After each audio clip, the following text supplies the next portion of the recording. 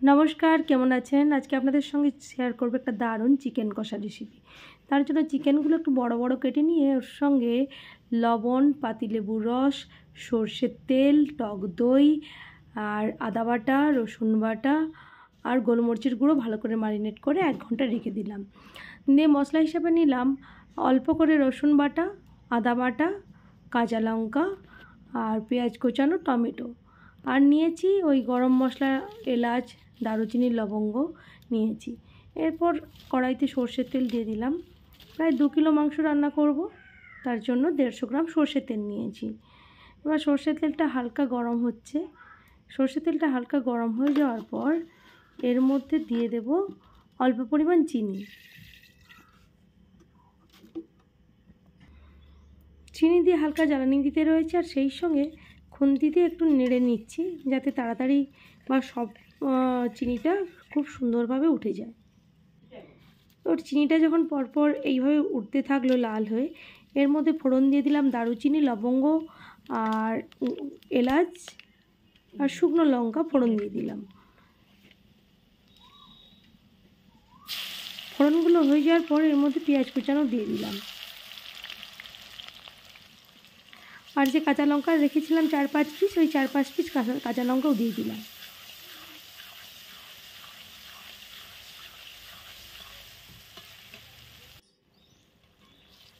Tomato দিয়ে দিলাম।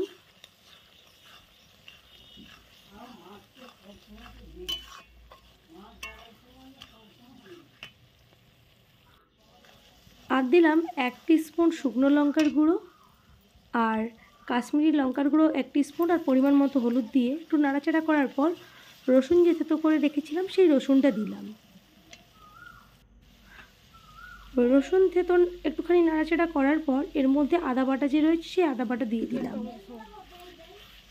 এখন কোনো সময় নেই।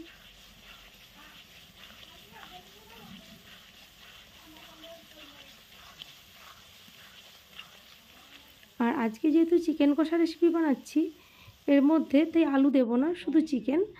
আর দিলাম এতে অবশ্যই ধনে বাটা, গোটা ধনেকে বেটে ওই জলের মধ্যে পুরো ধনে বাটা যে শিলে বেটেছিলাম সেই শিলটাও সুন্দর করে ওই জল দিয়ে ধুয়ে নিয়েছি, সেই ধনে বাটা দিয়ে দিচ্ছি পরপর।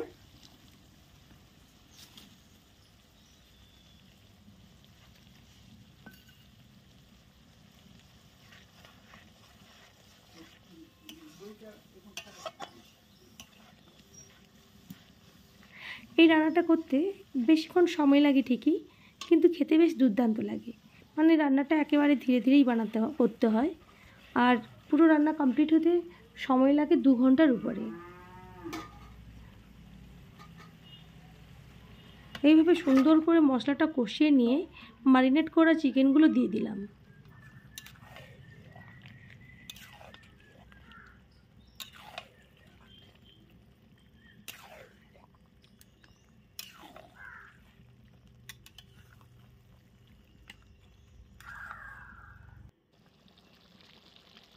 দিয়ে এবার ধীরে ধীরে কষাতে থাকবো। আর যেহেতু দই দেওয়া রয়েছে অমনি মাংস থেকে খানিকটা জল বেরিয়ে যায়। আর একেবারে হালকা হালকা জ্বালানি, মানে বেশিও জ্বালানি নয় আবার কম জ্বালানি নয়, এইভাবে দিয়ে মাংসটা কষাতে থাকবো। এই রান্নাতে কিন্তু একদম জল অ্যাড করা যাবে না।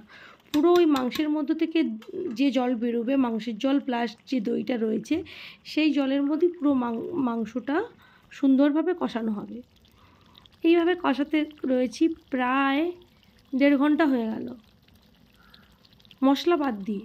অবশ্য মশলা কষানো হয়েছে, মশলা কষানো বাদ দিয়ে যে চিকেনটা দিয়ে প্রায় 1.5 ঘন্টা মতো এইভাবে কষাতে রয়েছি।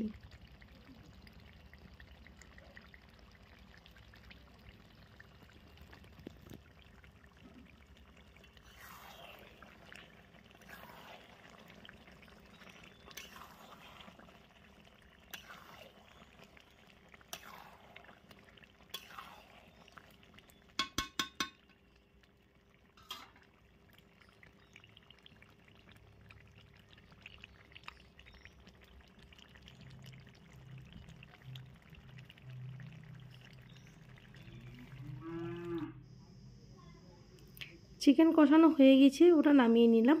নিয়ে এইবার নিলাম এখানে সাজিরা, সামরিচ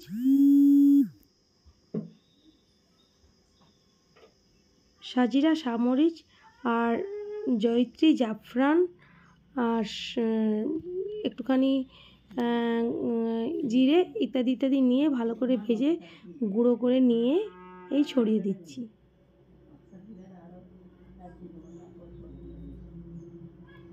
লবঙ্গ রয়েছে, এলাচ রয়েছে, সবগুলো একসঙ্গে মিক্সড করে ভেজে নিয়ে গুঁড়ো করে এই মাংসর মধ্যে ছড়িয়ে নিলাম।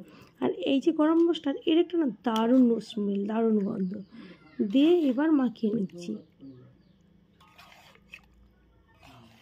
দিয়ে আমার এই মজাদার চিকেন কষার রেসিপি রেডি। কীভাবে বানালাম আপনারাও দেখলেন। এইভাবে যদি আপনারা বানান, এটা রুটির সঙ্গে হোক, ভাতের সঙ্গে হোক, মানে দারুণই খেতে লাগে। তো অবশ্যই নতুন নতুন যে কোনো রেসিপি পাওয়ার জন্য আমার চ্যানেল সাবস্ক্রাইব করে নেবেন। সবাই আপনারা সঙ্গে থাকুন পরবর্তী কোনো রেসিপির জন্য। তো তখন আপাতত টাটা।